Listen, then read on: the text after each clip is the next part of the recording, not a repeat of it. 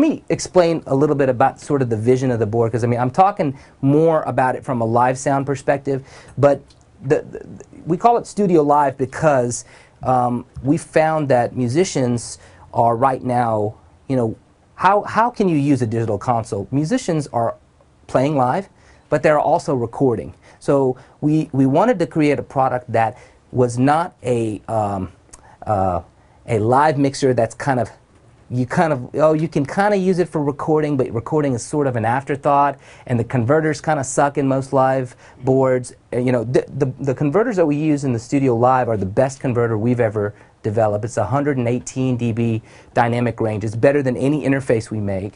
It's the same resolution as the Apogee Rosetta 800, 118, which is very high.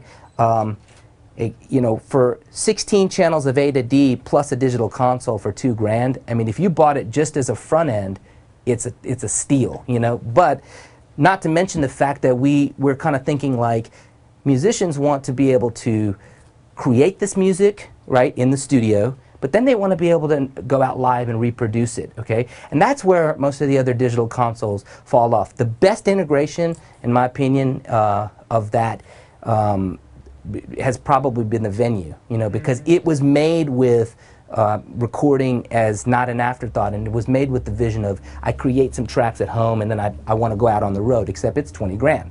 Okay, so this is $2,000. So let me show you a couple of the other things. One thing you'll find on the StudioLive that's really unique to a digital console is that there's no hidden layers. You know, channel 1 is not channel 17. And so you never will get into the problem of I'm on channel 9, I'm EQing something, but I'm really on some other channel that's below on a different layer. So the other thing you have the ability to do is assign any channel that's selected within the FAT channel to one of the 4 subgroups and the main output. So what I can do is, like, let's say, you know, if channel 1 is on a drum subgroup, I can assign it to sub 1. If 2 is a snare, I can assign it to sub 1, take it out of the main, assign 3 to the sub, just like that.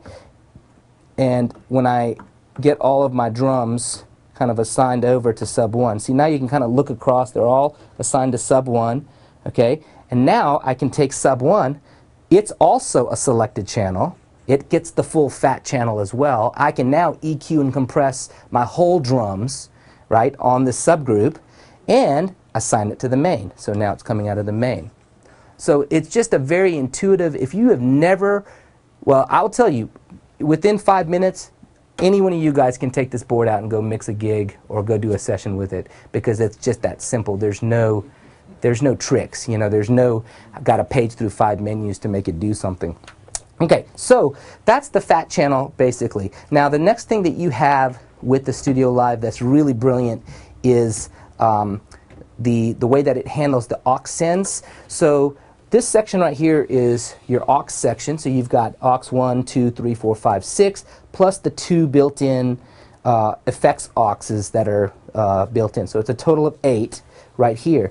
And if I wanted to make an aux mix, let's say I've got my drummer's, you know, wedge on a singer's wedge on aux 1. Okay, so I just hit mix right here, and now these encoders become send levels to that aux. So these are now all 16 channels, and now these are send levels going to that aux output. And here's your master aux send or aux master output right here.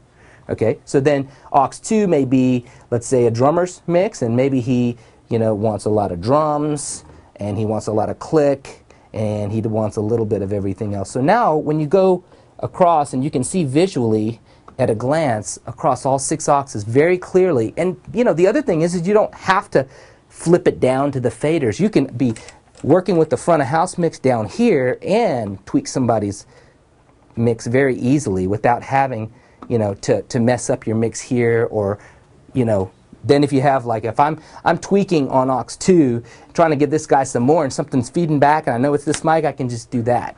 I have been using the StudioLive with my band for 6 months now, actually more, and I took out, we used to have several 31-band graphics that we'd use on the monitors, and I haven't used a 31-band graphic in like 6-7 months. Never have had a problem with using it in that way. Now, the other thing that's great about the StudioLive is in the latest firmware that just came out, we've added a 31-band graphic EQ for the master output, and we're working on adding 31-band graphics to the aux sends as well. So you'll have parametric and 31-band for those people that are used to working on a graphic EQ and want to, you know, EQ your monitors in that way.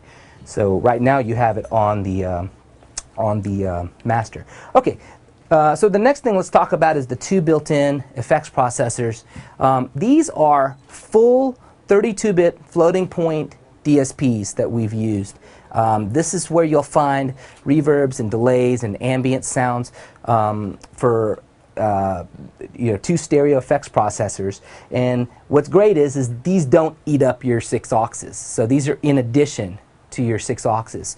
So we can very quickly, if you hit effects, you can scroll through and look at the different types of effects. You know, you've got all your basic reverbs and delays. One thing I love is when I go to a delay, and let's put a delay on the aux B, so we'll find a delay for it, and once I find a delay that I want and I hit recall, then I've got tap tempo right on the board.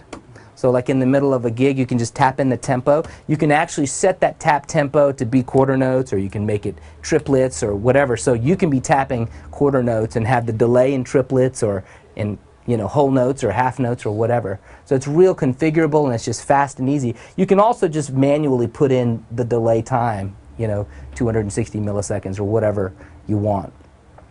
So we'll show that in just a second as well. So that's kind of your effects. So you have two of these effects processors.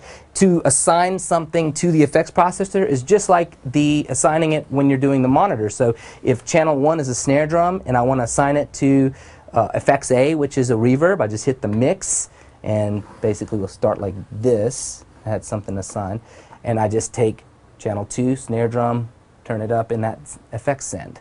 So it's literally that simple.